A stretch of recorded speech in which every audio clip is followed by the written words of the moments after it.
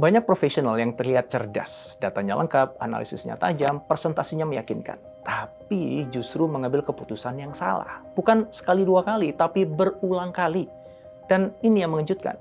Bukan karena dia tidak tahu mana yang benar, tapi karena dia memilih yang salah. Jadi pertanyaannya, kenapa orang yang pintar bisa kalah oleh keputusannya sendiri?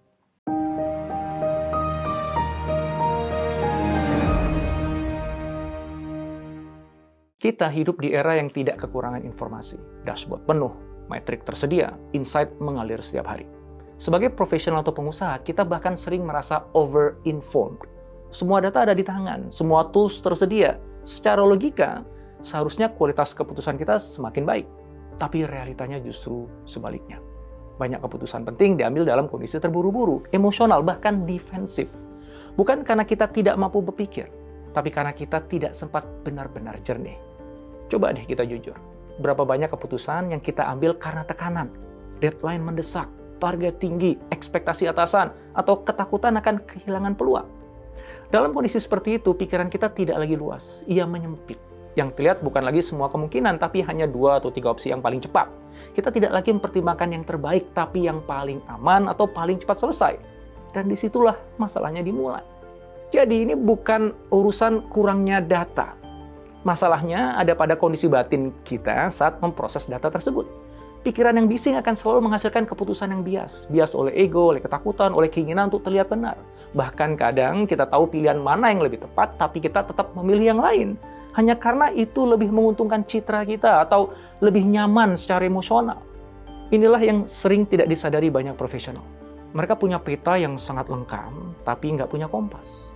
Mereka bisa aja tuh pergi kemana aja, tapi nggak tahu sebenarnya arah mana yang seharusnya mereka tempuh. Tanpa kompas, peta bisa menyesatkan.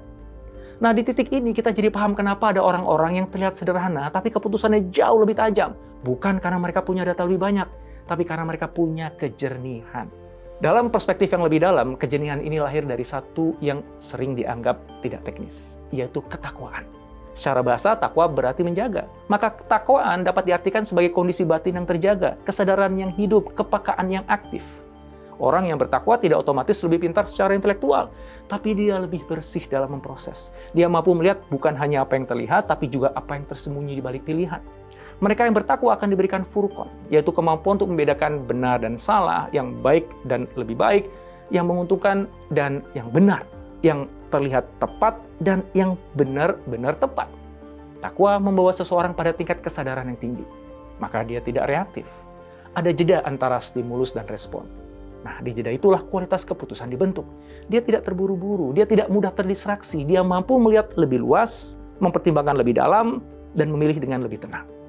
Sebaliknya, ketika kesadaran kita rendah, keputusan kita mudah dikendalikan oleh hal-hal eksternal.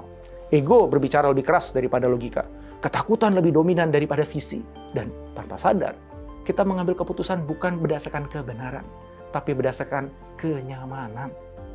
Ini yang membuat banyak profesional terjebak. Mereka terlihat rasional, tapi sebenarnya reaktif. Mereka terlihat strategis, tapi sebenarnya defensif. Mereka terlihat percaya diri, tapi sebenarnya sedang menghindari risiko yang tidak siap dihadapi. Maka disinilah pentingnya kita memahami bahwa menjadi high-performing individual bukan hanya soal kemampuan berpikir, tapi juga kemampuan menjaga kondisi batin. Karena keputusan terbaik tidak lahir dari pikiran yang paling cepat, tapi dari pikiran yang paling jernih. Maka mungkin hari ini kita perlu berhenti sejenak. Bukan untuk mengurangi kerja, tapi untuk meningkatkan kualitas diri yang bekerja. Mari kita bertanya pada diri sendiri dan menjawab dengan jujur. Selama ini, keputusan yang saya ambil benar-benar jernih atau hanya cepat? Karena kecepatan tidak selalu jadi jawaban di dunia yang semakin kompleks dan tidak jelas. Dunia saat ini butuh lebih banyak pemimpin yang tepat dalam mengambil keputusan. Dan ketepatan itu lahir dari keseimbangan antara akal yang terjaga dan jiwa yang menyala. Antara analisis yang kuat dan kesadaran yang hidup. Antara ambisi untuk mencapai dan kebijaksanaan untuk memilih.